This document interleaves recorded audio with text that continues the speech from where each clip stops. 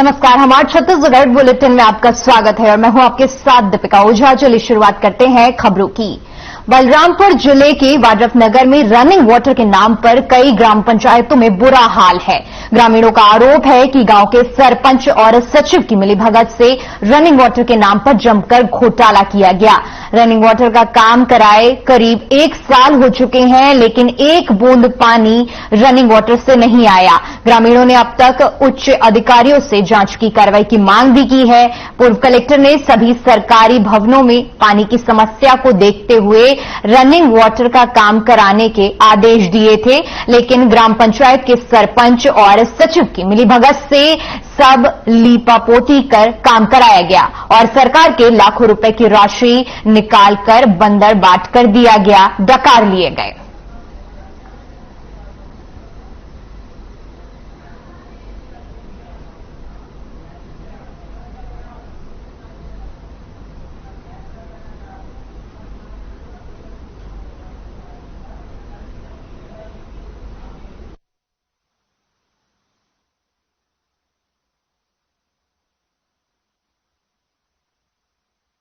काम सरपंच के द्वारा कराया गया था, जो काम एकदम मामूली, मतलब जिसे कहते हैं थोड़ा मोड़ा करके राशि आहरण कर लिया गया है। ये अवगत भी कराए हैं और सरपंच को कई बार निवेदन भी करते हो गया कि उसे सुधरवा दिया जाए, परंतु किसी की सुनती भी नहीं है।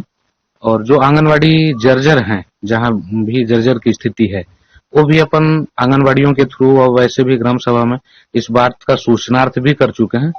और लेकिन परंतु हमारी जो सरपंच मैडम हैं, उनके द्वारा कभी भी इन सब बातों को सीरियस न लेके न तो काम किसी को हैंडओवर करती हैं कि करें और ना ही वो काम को करवाती हैं। और रनिंग वाटर लगा दिए थे टंकी, और टंकी भी उड़ गया। और यहाँ न लाइट का न कोई चीज का व्यवस्था नहीं है, और टंकी लगा दिए, उसका राउंडिंग भी नहीं किए। और पास में हैंडपंप है, पूरा पानी यहीं पे जमा होता है। कई बार मैं बोली कि यहाँ माटी का काम चल रहा है, तो आप लोग आके एक शादी मेरे यहाँ भी माटी गिरवा दीजिए।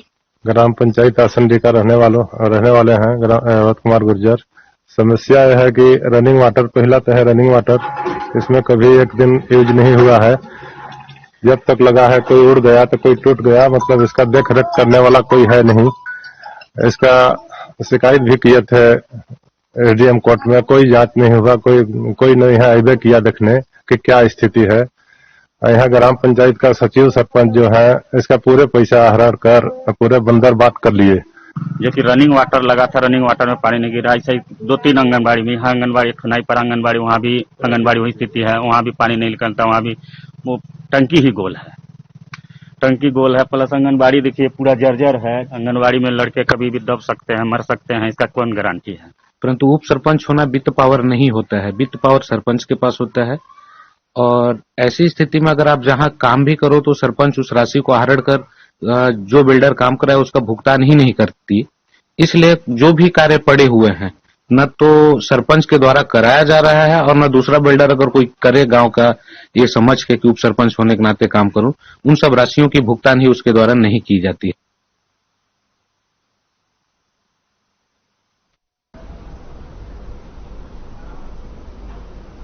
वहीं सीएम बघेल ने गरियाबंद का दौरा किया, जहां सीएम ने भेंट मुलाकात कार्यक्रम में शिरकत की। इस दौरान उन्होंने जिलावासियों को कुल 219 करोड़ रुपए के विकास कार्यों की सौगात दी। बता दें कि राज्य विधानसभा में सीएम बघेल ने 68 करोड़ 59 लाख 39 हजार की सौगात लोगों को दी गई है।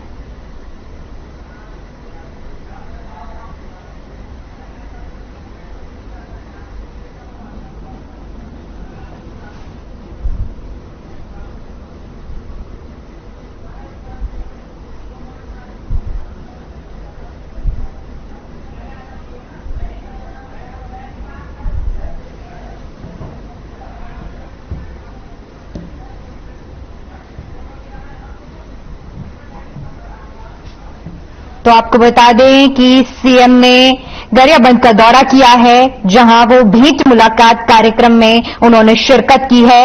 इस दौरान जिलावासियों को कुल 219 करोड़ रुपए के विकास कार्यों की सौगात दी गई है, जिसमें राज्य विधानसभा में सीएम ने 68 करोड़ 59,93,000 रुपए की लागत की 203 विकास कार्यों की सौगात दी है। तो भेंट मुलाकात कार्यक्रम में सीएम ने शिरकत की है, जहां लोगों को विकास कार्यों की सौगात मिली है। तस्वीरें आप साफ तौर पर देख सकते हैं, जहां पर कई तरह की योजनाओं का शिलान्यास किया गया है और लोगों को सौगात दी गई है। तो भेंट मुलाकात कार्यक्रम में सीएम ने शिरकत की है, जहां पर कई परियोजनाओं की सौगात दी गई है। वहीं मुख्यमंत्री भूपेश बघेल ने भूतेश्वर नाथ मंदिर पहुंचकर विशाल प्राकृतिक शिवलिंग के दर्शन किए। शिवलिंग में दूध, दही और जल चढ़ाकर पूजा अर्चना की। वहीं प्रदेश की सुख समृद्धि और खुशहाली की कामना की। इस अवसर पर मुख्यमंत्री भूपेश बघेल ने मंदिर प्रांगण में वृक्षारोपण भी किया।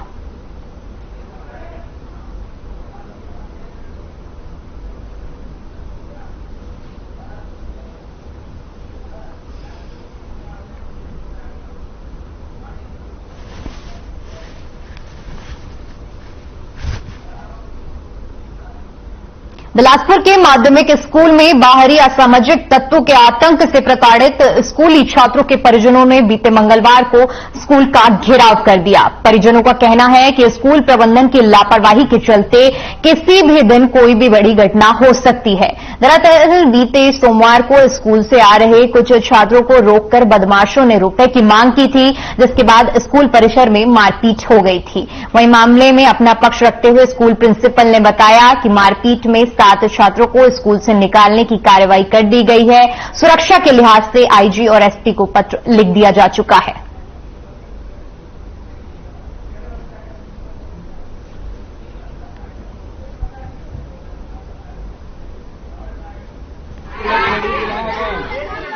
जैसे कि कल मारे हैं चाकू, चप्पल, राड, ब्लेड सब मारे हैं हम लोग को, पर कुछ भी नहीं। मैडम लोग फिर आए यहाँ पर 1 घंटे बोले हैं खड़ा हो, पर 1 घंटा नहीं 10 मिनट से आगे कुछ नहीं खड़े हैं।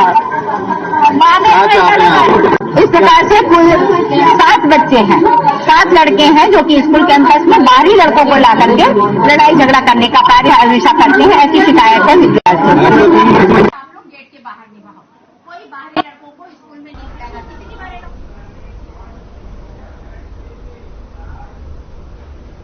वहीं सुकमा जिले के ग्राम पंचायत मुरतोंडा दंतेवाड़ा सड़क मार्ग से नीलावरम और सूलापारा के बीच सड़क पूरी तरह से क्षतिग्रस्त हो चुकी है। प्रधानमंत्री सड़क योजना के तहत 6 से 7 महीने पहले निर्माण कार्य कराया गया था, जहां कहीं न कहीं ठेकेदार की लापरवाही के चलते जो रोड है वो गड्ढे में तब्दील हो चुकी है। प्रधानमंत्री सड़क योजना के तहत ठेकेदार विनोद सिंह राठौड़ ने 522.58 लाख की लागत से इस सड़क का निर्माण करवाया था।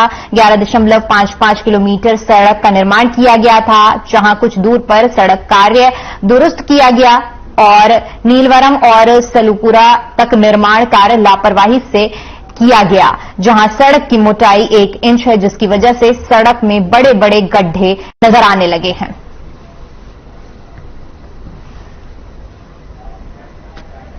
तो आपको बता दें कि सड़क निर्माण में किस तरह से लापरवाही बरती गई है, इसका आप साफ तौर पर नतीजा टीवी स्क्रीन पर देख सकते हैं, जहां पर प्रधानमंत्री ग्राम सड़क योजना के नाम पर सड़क में किस तरह के गड्ढे जो सड़क हैं वो गड्ढे में तब्दील हो चुकी है। ना तो रोड की लंबाई सही से चौड़ाई सही से बनाई गई है और जो गुणवत्ता है वो भी उस अनुसार नहीं की गई है, जिसकी वजह से अब लोगों को परेशानियों का सामना करना पड़ रहा है। जगह जगह पर सड़क में जो पूरी रोड में गड्ढे हो चुके हैं और 6 महीने पहले ही इस सड़क का निर्माण कार्य करवाया गया था। कुल 6 महीने में सड़क का ये हाल हो चुका है, जहां पर आप तस्वीरों में साफ देख सकते हैं कि किस तरह से जो सड़क है वो गड्ढों में तब्दील हो चुकी है।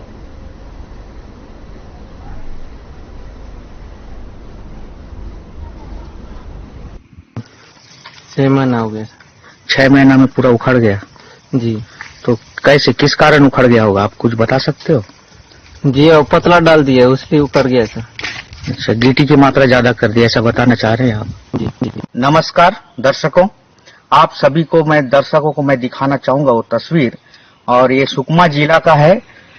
मैं आपको बता दूं, ये सोलेपारा से होते हुए सीधा गादीरास को जोड़ती है मार्ग, और सीधा नीलावरम होते हुए पुनः फिर सुकमा को जोड़ने वाली मार्ग है।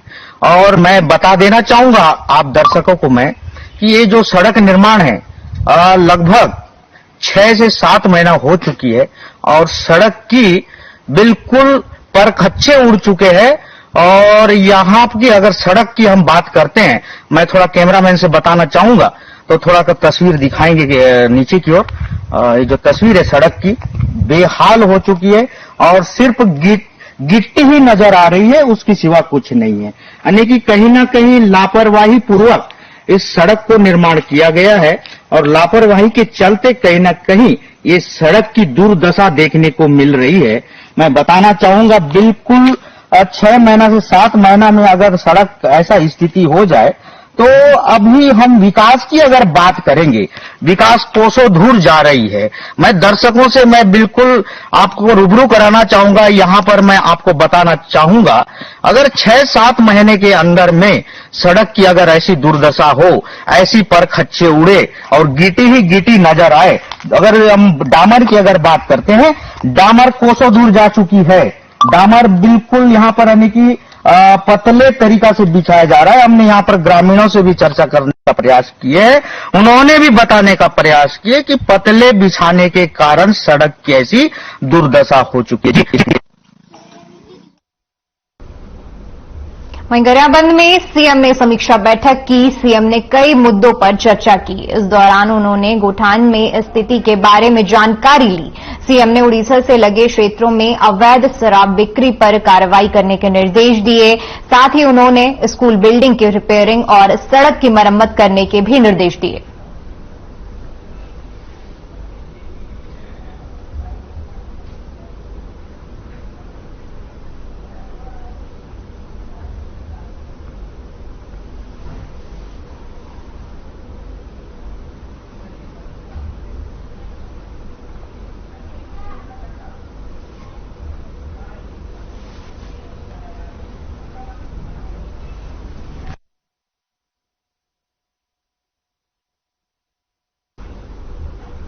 एमसीबी के कलेक्ट्रेट सभाकक्ष में सशस्त्र सेना झंडा दिवस पर कार्यक्रम का आयोजन किया गया। कार्यक्रम में कलेक्टर पीसी ध्रुव समेत अन्य अधिकारी मौजूद रहे। इस दौरान पूर्व सेना और भूतपूर्व सैनिक के परिजनों का स्वागत किया गया।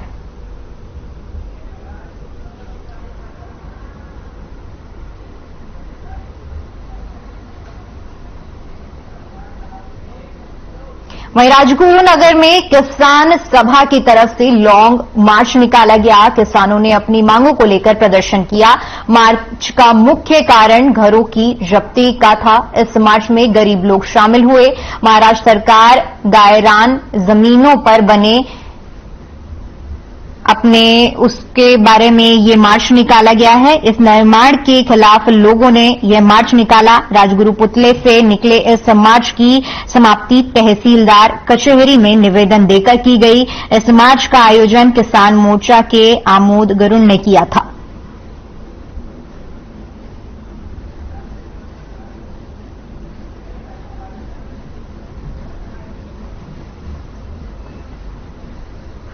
यहाँ पे जो राज्य सरकार ने जो निर्णय दिया है कि जो गायरान जमीन है वो गायरान जमीन खाली होनी चाहिए, और गायरान जमीन खाली जमीन पे जिन जिन के घर है वो घर सबके बुलडोजर निकाल के लगा के निकाल दिए जाएंगे। ऐसा सरकारी नियम है। उसके अकॉर्डिंग गाँव वालों को नोटिस दिया गया है कि आपका घर खाली करो, और ये होते हुए पूरे खेड़ तालुके में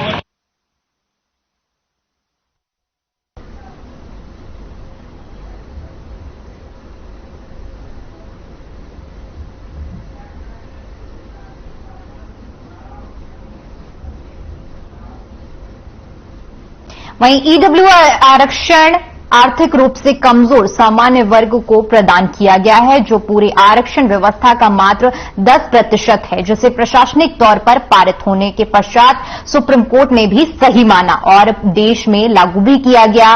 परशुराम सेना के कार्यकर्ताओं ने ज्ञापन के माध्यम से आरक्षण में किसी प्रकार की कोई बदलाव न करने की मांग की है और राज्यपाल के नाम ज्ञापन सौंपकर अपनी मांगों को कलेक्टर के सामने रखा है। प्रदेश सरकार EWS आरक्षण जो सामान्य जनरल वर्ग के लोगों को मिला हुआ है उसे 4% की है। केंद्र सरकार द्वारा सामान्य गरीब वर्गों के लिए 10% आरक्षण आरक्षित किया गया था, जिसको यहाँ की राज्य सरकार उसको 4% की, जिसमें कोई भी बदलाव नहीं होना चाहिए। सामान्य वर्ग के गरीब परिवार लोगों का आरक्षण है, कोई उसमें भी कोई अगर सामान्य वर्ग का कोई पैसे वाला फैमिली उस आरक्षण में नहीं आता, उसमें केवल गरीब जो सामान्य वर्ग के लोग हैं उनके हितों के साथ अनहित नहीं होना चाहिए। उसी मांग को लेकर आज हम लोग आए हुए हैं और कलेक्टर के माध्यम से राज्यपाल, राष्ट्रपति और मुख्यमंत्री को ज्ञापन दे रहे हैं और आगे अगर इसमें रोक नहीं लगती है तो प्रदेश स्तर में बड़ा आंदोलन समाज करेगा।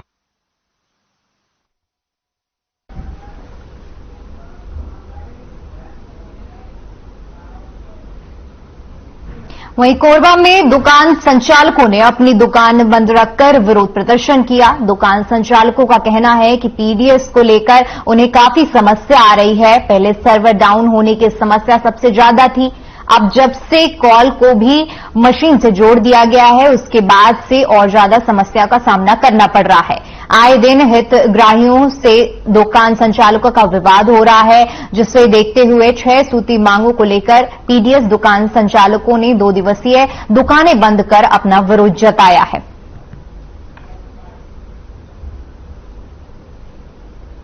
इन मुद्दों को लेकर मोदी जी आप लोग अभी आंदोलन कर रहे हैं, क्या मांगे हैं?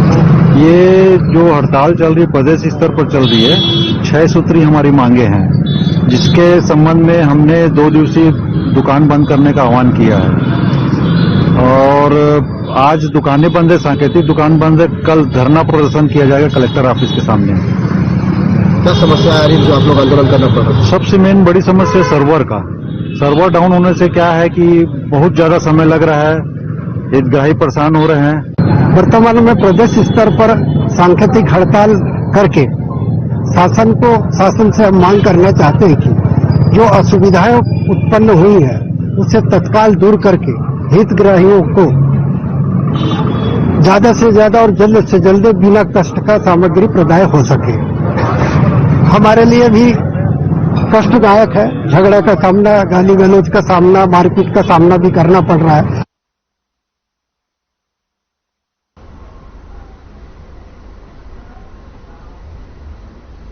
कोरबा में पुलिस विभाग ने शहर में चलने वाले ऑटो चालकों पर नकेल कसने का काम शुरू कर दिया है। बताया जा रहा है कि ऑटो चालकों की ओर से आए शिकायतें मिल रही थी, जिसके बाद पुलिस प्रशासन ने ऑटो चालकों को निर्देश दिया।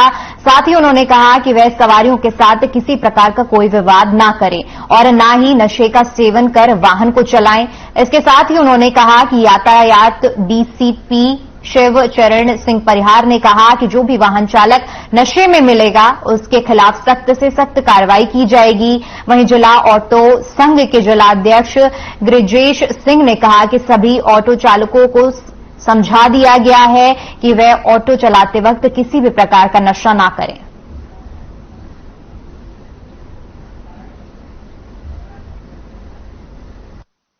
जिला ऑटो संघ अध्यक्ष गिरिजेश सिंह ठाकुर, सचिव यशवंत कौशिक, हम लोग को निर्देश परिहार सर की तरफ से और यहाँ के एसपी साहब की तरफ से निर्देश मिला था कि कोई भी चालक दारू पी के गाड़ी को न चलाए, क्योंकि उसमें जनहानि का संदेश रहता है और विवाद की स्थिति पैदा होता है। इस हालत में यदि कोई भी ऑटो चालक पकड़ा जाता है, प्रशासन का निर्देश था, एसपी साहब का निर्देश, परिहार सर का निर्देश, इसमें कोई भी चालक यदि पकड़ा जाता है तो उसको सीधे कोर्ट और उसकी गाड़ी खड़ा कर दिया जाएगा। वर्दी का भी था कि वर्दी भी पहन के चलाएं और ये दारू पी कर गाड़ी न चलाएं। पुलिस अधीक्षक महोदय के निर्देश थे कि जितने भी चाहे शराब पी करके वाहन चलाने वाले हों या तेज रफ्तार वाहन, उनके खिलाफ लगातार कार्रवाई की जा रही है, जिससे कि लोगों की सुरक्षा को विशेष ध्यान रखे जाने के संबंध में लगातार कार्रवाई की जा रही है। उसी तारतम्य में पुलिस अधीक्षक महोदय का निर्देश था कि जितने भी ऑटो चालक है उनके पदाधिकारियों को बुला के उन्हें समझाइश दी जाए कि कहीं भी यात्रियों को असुविधा ना हो। वहीं भीख मुलाकात कार्यक्रम में मुख्यमंत्री भूपेश बघेल बिंद्रा नवागढ़ विधानसभा के परिया बहारा में पहुंचे, जहां मुख्यमंत्री ने कई घोषणाएं की। आपको बता दें कि इन कई घोषणाओं में जो घोषणाएं शामिल हैं उसमें गरियाबंद में RIPA के तहत दुग्ध प्रसंस्करण संयंत्र की स्थापना करने की बात कही गई है। इसके साथ ही गरियाबंद में पुस्तकालय भवन बनाने की भी घोषणा की गई है। साथ ही साथ आपको बता दें कि ग्राम पिंटोरा में 3311 केवी विद्युत उपकेंद्र की स्थापना करने की बात कही गई है। दर्रीपारा जैतपुरी आमदी मार्ग में उच्च स्तरीय पुल निर्माण की घोषणा भी की गई है। मैनपुर ब्लॉक के इंदगांव में प्राथमिक स्वास्थ्य केंद्र की स्थापना की जाएगी। ग्राम शोभा में प्राथमिक स्वास्थ्य केंद्र की स्वीकृति दी गई है। काचनदुर्वा में पर्यटन केंद्र के तौर पर विकसित करने की बात भी कही गई है। इसके साथ ही दुर्गागुड़ी में SAGES की स्थापना की घोषणा की गई है। उरमाला में शासकीय हाई स्कूल और हायर सेकेंडरी स्कूल की स्थापना होगी। मैनपुर काला पहुंच मार्ग में मैनपुर नाला पुल निर्माण की बात करी गई है। राजापड़वा गौरगांव में अडगड़ी नाला, बाग नाला, जरहीडीह नाला बनाने की घोषणा भी की गई है।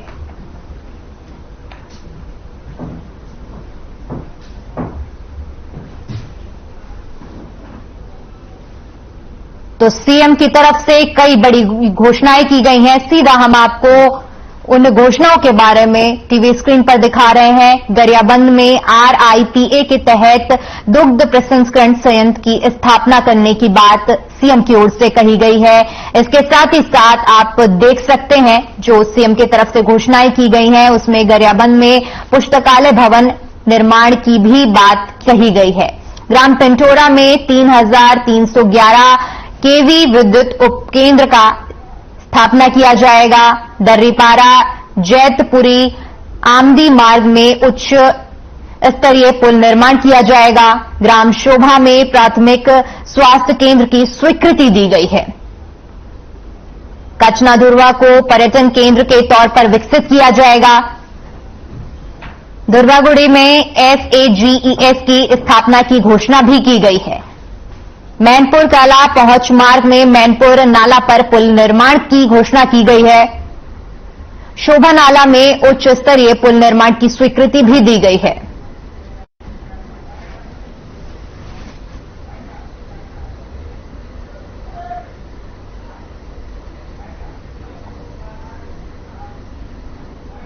चलिए, फिलहाल के लिए हमारे छत्तीसगढ़ बुलेटिन में इतना ही। बने रहिए हमारे साथ। नमस्कार।